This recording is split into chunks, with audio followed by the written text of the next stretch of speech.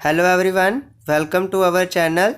Friends, today I am going to discuss with you the most important topic for JKSSB, FAA, SI and even for JKPCS preliminary exam. So friends, without any wastage of your time, let us start. Friends, this is our class 10 and in this lecture we study about inside our earth. दोस्तों, आज जो हमारी class ये 10th class है हमारी, तो इसमें हमने 6th क्लास की ज्योग्राफी को ख़त्म कर लिया है और ये 7th क्लास की ज्योग्राफी का सेकंड चैप्टर है और ये इंपॉर्टेंट चैप्टर है inside our earth. The earth our homeland is a dynamic planet. दोस्तों, डायनामिक प्लैनेट का क्या मीनिंग है? एक होता है स्टैटिक और एक होता है डायनामिक। दोस्तों, स्टैटिक जो होता है उसका मीनिंग होगा जो ऑलवेज एक जैसा ही रहता है, उसको हम स्टैटिक बोलते हैं। और जो डायनामिक होता है इसका मीनिंग होता है जो चेंज होता रहता है, विद इन टाइम जो है वो चेंज होता रहता है। तो इसीलिए अर्थ की जो पोजीशन है दोस्तों, जो अर्थ की शेप है ये कंटिन्यूसली चेंज हो रही है, तो इसीलिए हम अर्थ को एक डायनामिक प्लैनेट बोलते हैं। Next friends, it is constantly undergoing changes inside and outside. कह रहा है कि अर्थ के अंदर भी और बाहर भी कंटिन्यूसली चेंजेस हो रही हैं। Have you ever wondered what lies in the interior of the earth? What is the earth made up of?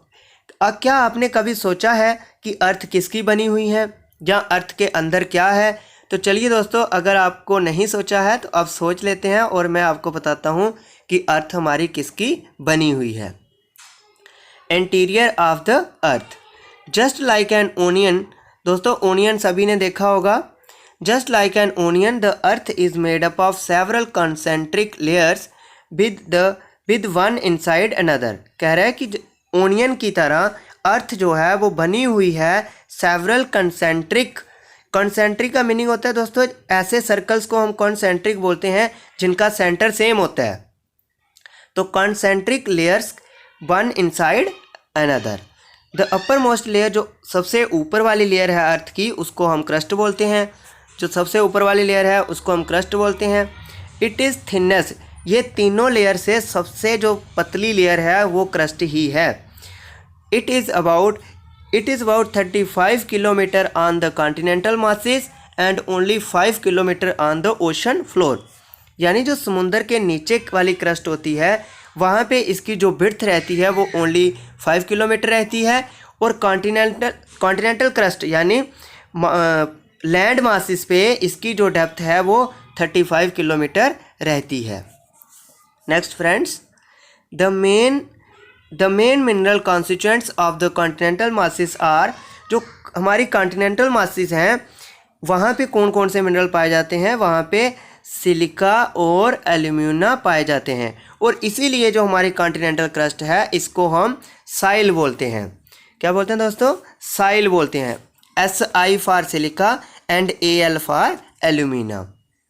Next friends,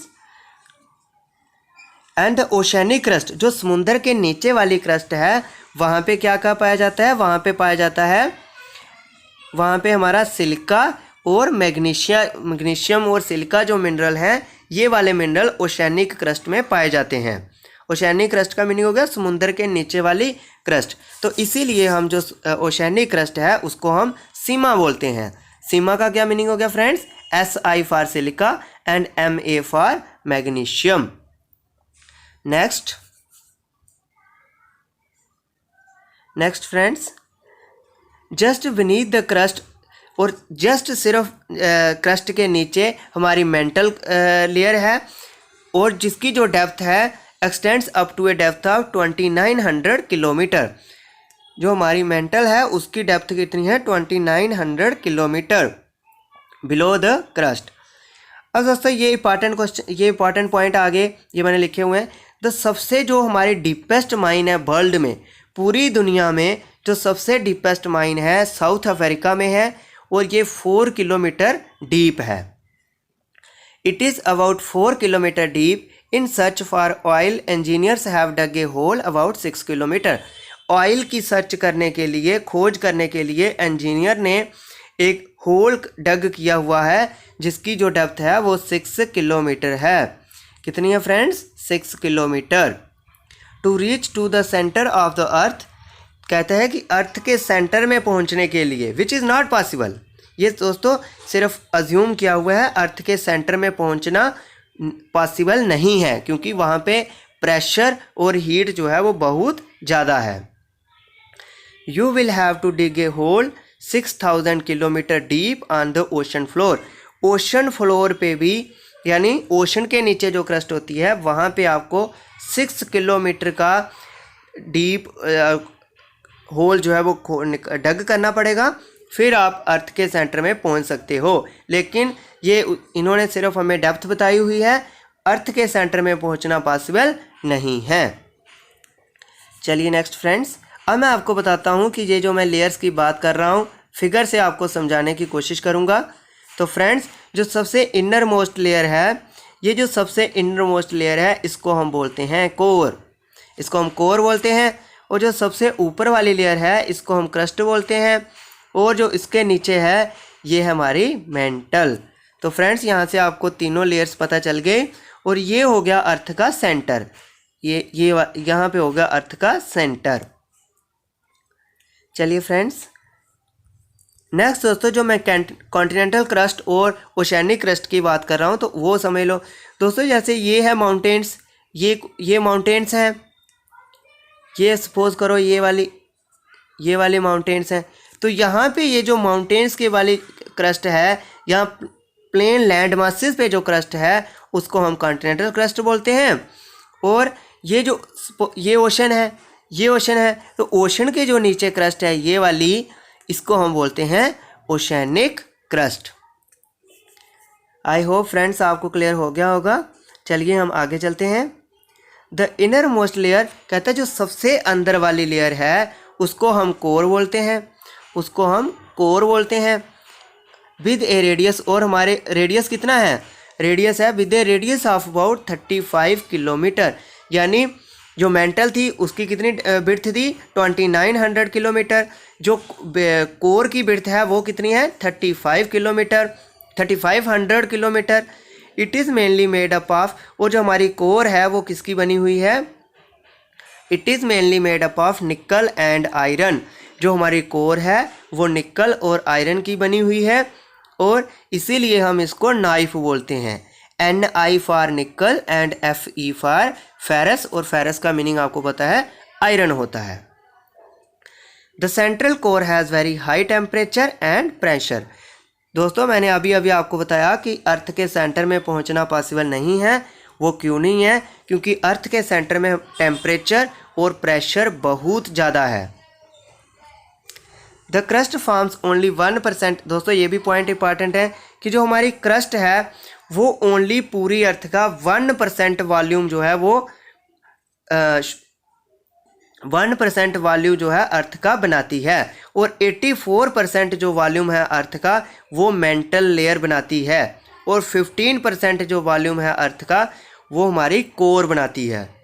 ठीक है दोस्तों, अब ये वाला पॉइंट बहुत इंपॉर्टेंट है कि द रेडियस ऑफ द अर्थ का रेडियस आपको पता है दोस्तों, सेंटर पॉइंट से आउटर तक का कितना डिस्टेंस होता है, तो वो कितना है? 6371 किलोमीटर। ये पॉइंट आपको एग्जाम में पूछा जा सकता है। चलिए next friends, rocks and minerals. The earth crust is made up of various types of rocks. Any natural mass of mineral matter that makes up the earth's crust is called a rock. अब दोस्तों, rock की पहले उसने definition बोली है। कहता है हमें पता है कि जो अर्थ है वो बनी हुई है डिफरेंट टाइप्स ऑफ रॉक्स की, और कोई भी नेचुरल मास मिनरल का, यानी कोई भी नेचुरल मास मिनरल्स का जिससे अर्थ हमारी बनी हुई है, जिससे हमारी क्रस्ट बनी हुई है, उसको हम क्या बोलते हैं? रॉक बोलते हैं। और रॉक्स जो हैं वो डिफरेंट कलर की होती हैं, डिफरेंट साइज़ और डिफरेंट टेक्सचर रॉक्स का होता है। There are 3 types of rocks: igneous, sedimentary and metamorphic rocks. When the molten, अब देखो रॉक्स का कौन सी रॉक्स हैं, इनकी क्या डेफिनेशन हम पढ़ते हैं।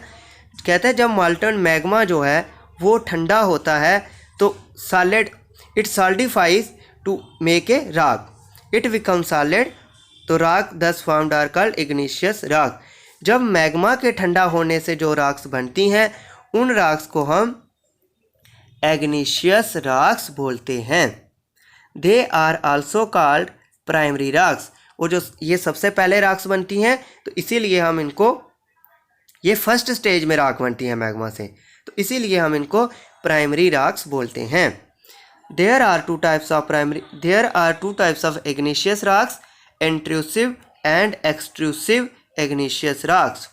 अब दोस्तों पढ़ लेते हैं कि ये कौन कौन से टाइप्स हैं। दोस्तों लावा क्या होता है, अर्थ के अंदर मैग्मा होता है और जब मैग्मा अर्थ के ऊपर बाहर आता है तो उसमें से हॉट गैसेस जो हैं वो सेपरेट हो जाती हैं और मटेरियल सेपरेट हो जाता है। तो जब दोस्तों मैग्मा से हॉट गैसेस सेपरेट हो जाती हैं तो तब जो पीछे बचता है उसको हम लावा बोलते हैं। Lava is actually fiery red molten magma coming out from interior of the earth on its surface. When this molten lava comes on the earth's surface, it rapidly cools down and becomes solid. Rocks formed in such a way on the crust are called extrusive igneous rocks. दोस्तों इसने क्या कहा कि जब magma अर्थ से बाहर आता है तो उसमें से हॉट गैसेस अलग हो जाती हैं और वो बन जाता है, पीछे रह जाता है लावा। तो फिर जब लावा जो है वो आस्ता आस्ता जब ठंडा होता है, आस्ता आस्ता अर्थ पे आके जब ठंडा होगा तो उससे क्या बनेंगी, राख्स बनेंगी। तो जो अर्थ के बाहर आके राख्स बनेंगी उनको हम एक्सट्रूसिव इग्निशियस राख्स बोलेंगे। और ये एक्सट्रूसिव इग्निशियस राख्स जो होती हैं they have a very fine grand structure, यानी इनका जो स्ट्रक्चर होता है वो फाइन ग्रेन्ड होता है, सॉफ्ट होती हैं। फॉर एग्जांपल बेसाल्ट जो राख है वो एक फाइन ग्रेन्ड राख है। तो जो बाहर वाली एक्सट्रूसिव राख्स हैं यानी जो अर्थ के बाहर आके बनती हैं वो फाइन ग्रेन्ड राख बनती हैं और उनको हम एक्सट्रूसिव इग्निशियस राख्स बोलते हैं। The Deccan plateau is made up of basalt rock. दोस्तों मैं जो पिछली लेक्चर्स में आपको डिकैन प्लेट्यू बताया था जो हमारा साउथर्न साइड पे है, तो वहाँ पे जो डिकैन प्लेट्यू है वो किसका बना हुआ है, बेसाल्ट रॉक का ही बना हुआ है। Next friends, sometimes the molten magma cools down deep inside the earth crust. Solid rocks so formed are called intrusive igneous rock. कहते हैं कभी कभी मैग्मा जो है वो अर्थ के अंदर ही ठंडा हो जाता है, तो जब अर्थ के अंदर ही ठंडा होने से जो राख बनेंगी उनको हम इंट्रूसिव इग्निशियस रॉक्स बोलेंगे। Since they cool down slowly they form large grains. Granite is an example of such a rock. कहते हैं कि क्योंकि अर्थ के बाहर आके जो राख्स बनेंगी वो ठंडा जल्दी हो जाएंगी, तो जो अर्थ के अंदर राख्स बनेंगी वो आस्ता आस्ता ठंडी होंगी और उसमें से हॉट गैसेस भी बाहर नहीं निकलेंगी, यानी जो इम्प्योरिटीज़ होंगी वो भी उससे सेपरेट नहीं हो पाएंगी। तो इसीलिए ये तो राख्स जो हैं वो कोर्स ग्रेन रहेंगी। तो they cool down they form large grain, तो इसीलिए ये जो राख्स इंट्रूसिव राख्स जो बनेंगी ये लार्ज ग्रेन वाली राख बनेंगी। तो granite is an example of such a rock. तो दोस्तों ये जो ग्रेनाइट है ये एक लार्ज कोर्स ग्रेन वाली राख है, यानी लार्ज ग्रेन वाली राख है। तो इसीलिए ये थोड़ी रफ़ रहती है सरफेस से, इतनी सॉफ्ट नहीं रहती है। तो इसीलिए grinding stone use to prepare paste, power of spices powder. Sorry दोस्तों, यहाँ पे ये पावर की जगह दोस्तों पाउडर आना है, POWEDR, यहाँ पे पाउडर आना है। तो powder of spices and grains are made up of granite. तो दोस्तों ग्रेनाइट जो है वो रफ सरफेस होने की वजह से ये ग्राइंडिंग पर्पसेस के लिए ज़्यादा यूज़ किया जाता है। नेक्स्ट दोस्तों, rock roll down, crack and hit each other and are broken down into a small fragments. These smaller particles are called sediments. दोस्तों क्या होता है कि जब पहाड़ियों पे रॉक्स बनती हैं तो जब ये पहाड़ियों से नीचे बाय इरोजन ये जब नीचे आती हैं तो एक दूसरे के साथ टकराने की वजह से इनके बीच में क्रैक आ जाते हैं, फिर ये ब्रोकन पीसीस में टूट जाती हैं। तो ये जो ब्रोकन पीसीस हैं इनके स्मॉलर पार्टिकल में जब ये टूटती हैं तो इनको हम सेडिमेंट्स बोलते हैं। ब्रोकन पीसेस ऑफ रॉक्स को ही हम सेडिमेंट्स बोलते हैं। These sediments are transported and deposited by wind, water, etc. These loose sediments are compressed and hardened to form large layers of rocks. The types of rocks are called sedimentary rocks. क्या कह रहा है दोस्तों, ये जो rock के broken pieces होंगे इनको हम सेडिमेंट बोलेंगे, और ये जो सेडिमेंट्स हैं वो ट्रांसपोर्ट होंगे बाय एयर हो सकते हैं, बाय विंड, बाय रिवर हो सकते हैं, बाय तो डिफरेंट प्रोसेस से जब ये ट्रांसपोर्टेड होंगे और फिर ये कहीं एक जगह पे जाके डिपॉजिटेड होंगे, चाहे वो विंड से हों, वाटर से हों। तो ये जो लूज सेडिमेंट्स थे जब ये एक जगह पे डिपॉजिटेड हुए तब वहाँ पे कंप्रेस्ड होंगे, और कंप्रेस्ड होने की वजह से ये हार्डन्ड हो जाएंगे यानी सख्त हो जाएंगे, और फिर क्या बनाएंगे, two forms layers of rocks. तो ये जो रॉक्स बनेंगी अब सेडिमेंट्स की वजह से, तो उन रॉक्स को हम सेडिमेंट्री रॉक्स बोलेंगे, यानी सेडिमेंट से बनेंगी। तो सेडिमेंट्स क्या होते हैं, ब्रोकन पीसेस ऑफ रॉक्स, और फिर ये ब्रोकन पीसेस ऑफ रॉक्स जो हैं वो ट्रांसपोर्ट होंगे बाय विंड और वाटर, और फिर एक जगह के जाके डिपॉजिटेड होंगे, फिर बाय जब ये कंप्रेस्ड होंगे और हार्ड हो जाएंगे तो इनको हम बोलेंगे sedimentary rocks. For example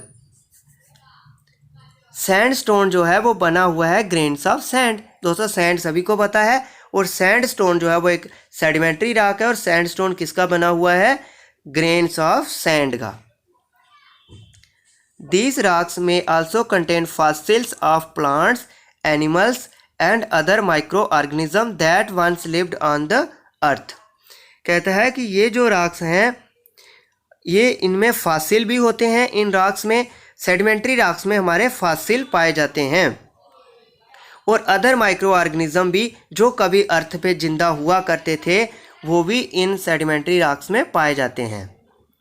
Igneous rocks and sedimentary rocks can change into metamorphic rocks under great heat and pressure।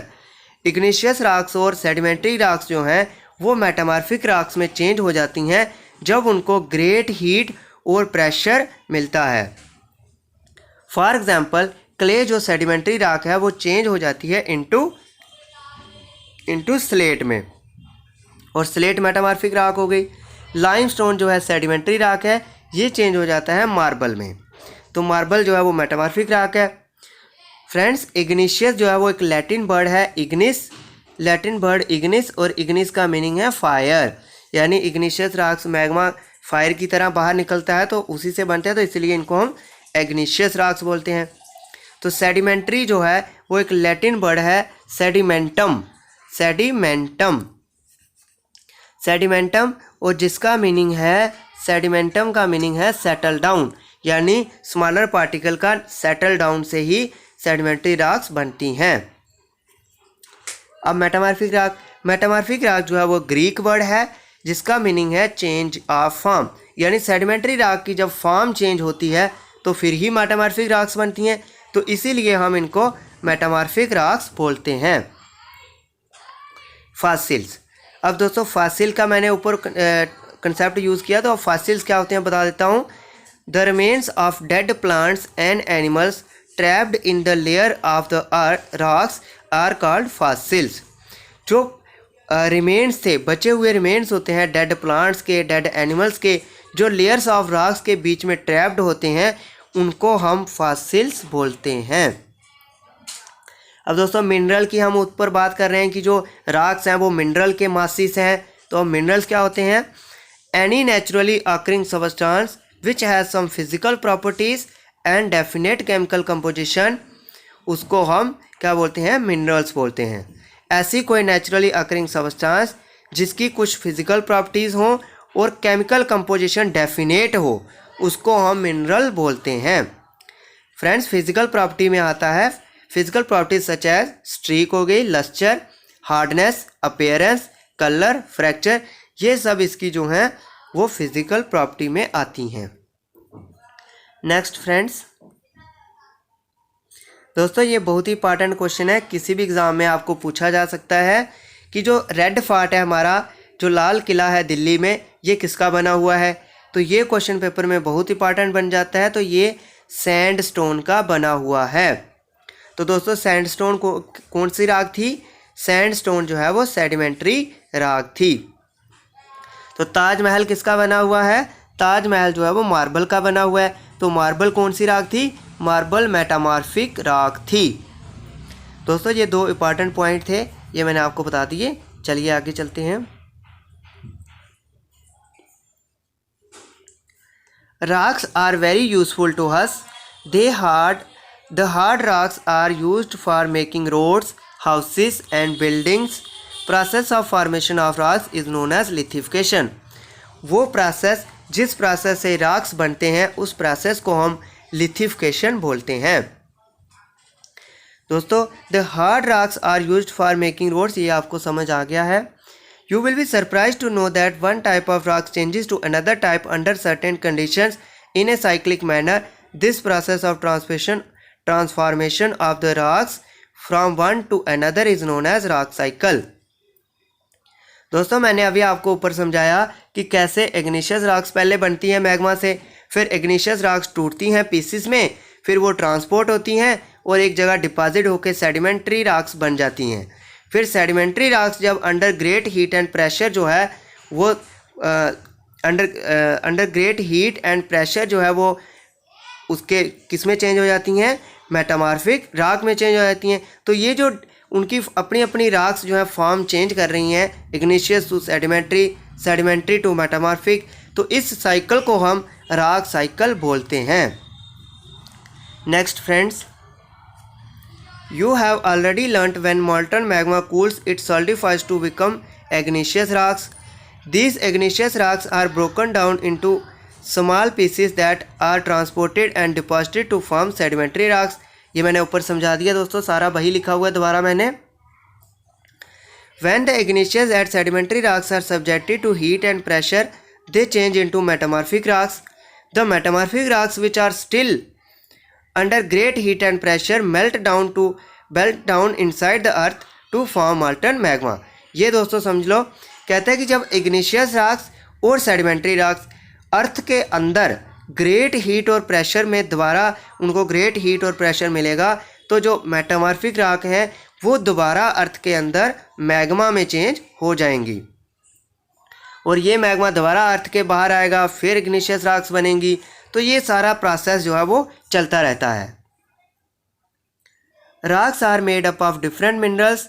Rocks जो है वो डिफरेंट मिनरल्स की बनी हुई हैं।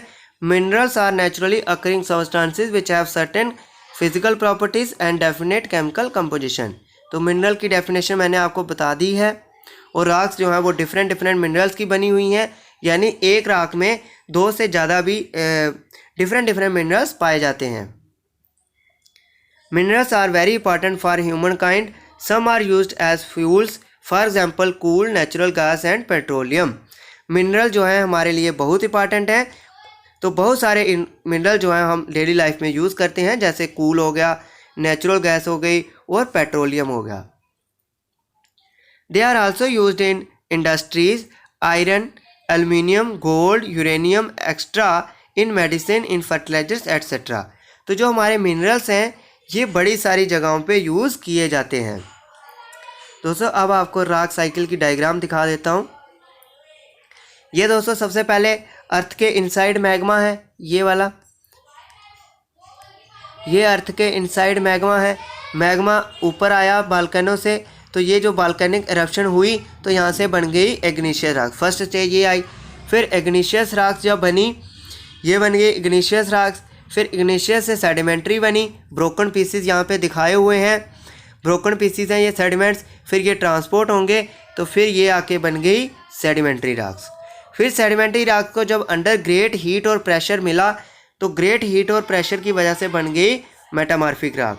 लेकिन जब मेटामॉर्फिक रॉक्स को अंडर और ग्रेट हीट और टेम्परेचर मिलेगा अर्थ के अंदर ही, तो वो दोबारा बन जाएगा मैग्मा। दोस्तों सेडिमेंट्री रॉक से भी डायरेक्ट मैग्मा बन सकता है। फिर हमारी मेटामॉर्फिक रॉक से इग्निशियस रॉक से भी डायरेक्ट मेटामॉर्फिक बन सकती हैं। तो ये सब प्रोसेस जो है रॉक्स का चलता रहता है। चलिए फ्रेंड्स, ये मैंने आपको रॉक साइकिल भी समझा दिया। फ्रेंड्स ये वीडियो आपके लिए बहुत इंपॉर्टेंट है। हमारे अर्थ के अंदर क्या क्या पाया जाता है, अर्थ की कितनी लेयर्स हैं, अर्थ की कितने रॉक्स पाए जाते हैं, कौन कौन से राग्स हैं, कौन कौन से राग्स कैसे बनते हैं, ये सारा कुछ मैंने इस वीडियो में डिफ़ाइन कर दिया है। और अगर आपको दोस्तों एक बार वीडियो देखने से समझ नहीं आती है तो आप कृपया वीडियो को टाइम निकाल के दूसरी बार भी देखें और फिर आपको और भी जो कंसेप्ट हैं वो क्लियर होंगे। फ्रेंड्स, अगर आपको हमारी वीडियो लेक्चर्स अच्छे लगते हैं तो हम आपकी बता दें कि हम आपको ग्रामर वाला पोर्शन, जीएस वाला पोर्शन और करंट अफेयर वाला पोर्शन जो है वो सारा कंप्लीट करा देंगे।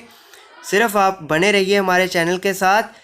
और अगर आपने अभी तक हमारे चैनल को सब्सक्राइब नहीं किया है तो कृपा करके सब्सक्राइब कर लें और हमारी प्रेस द बेल आइकन, ताकि आपको हमारी वीडियो की कोई भी जो नेक्स्ट नोटिफिकेशन होती है वो सबसे जल्दी मिल सके। फ्रेंड्स, इससे पहले जो मैंने आपको पिछला लेक्चर मैंने करवाया था उसमें हमने पढ़ा था इन्वायरमेंट। तो दोस्तों इन्वायरमेंट अगर आपने वो वाली हमारी वीडियो देख ली है तो उसमें दोस्तों मैं एक आपको फिगर दिखाना भूल गया था। तो आज मैं आपको फिगर लेके आया हूँ आपके लिए, जहाँ पे आपको डिफरेंट इन्वायरमेंट का समझ आएगा। चलिए दोस्तों, ये भी आपको जल्दी से बता देता हूँ। दोस्तों मैंने वहाँ पे आपको समझाया था कंपोनेंट ऑफ इन्वायरमेंट्स के कौन कौन से होते हैं। एक नेचुरल होता है, ह्यूमन मेड और ह्यूमन्स। नेचुरल कंपोनेंट्स इन्वायरमेंट के दोस्तों जैसे हो गया एयर, वाटर, ये फिगर पे पूरा दिख रहा है, ये हो गया वाटर वाला, एयर हो गया, लैंड हो गई, लिविंग थिंग्स हो गई। तो ये सारा कुछ जो है नेचुरल इन्वायरमेंट में आता है। और नेचुरल इन्वायरमेंट में मैंने आपको बताया था दो टाइप का होता है, एक बायोटिक और एक एबोएटिक। बायोटिक होता था जो लिविंग वर्ल्ड है और एबोएटिक होता था जो नॉन लिविंग वर्ल्ड है। दोस्तों अब आ गया ह्यूमन मेड इन्वायरमेंट। तो ह्यूमन मेड इन्वायरमेंट में बिल्डिंग्स आ जाएंगी, ब्रिजेस आ जाएंगे, पार्क्स आ जाएंगे, फिर रोड्स आ जाएंगे, इंडस्ट्रीज़ आ जाएंगी, मोनूमेंट्स आ जाएंगे। तो ये सारे थे ह्यूमन मेड इन्वायरमेंट। अब दोस्तों ह्यूमन इन्वायरमेंट क्या होता है? एक था ह्यूमन इन्वायरमेंट। तो ह्यूमन इन्वायरमेंट में आते हैं, एक बंदा भी आ सकता है, इंडिविजुअल, फिर हमारी फैमिली आ जाएगी, फिर कम्युनिटी यानी पूरी एक पार्टी, फिर हमारा रिलीजन आ जाएंगे, एजुकेशनल आ जाएगा, इकोनॉमिक आ जाएगा और पॉलिटिकल पूरा आ जाएगा। तो ये सारा ह्यूमन इन्वायरमेंट था। तो दोस्तों ये बहुत ही इंपॉर्टेंट फिगर थी, इससे आपको इन्वायरमेंट का जो कंसेप्ट है वो भी अच्छे से समझ आएगा। मैं आशा करता हूं दोस्तों आपको हमारी वीडियो अच्छी लगी होगी। अगर आपको हमारी वीडियो से समझ कुछ आया है या आपको अच्छी लगी है तो अपने दोस्तों के साथ शेयर ज़रूर करें, ताकि उनको भी हमारा जीएस क्लासेस का फ़ायदा हो सके। जय हिंद दोस्तों।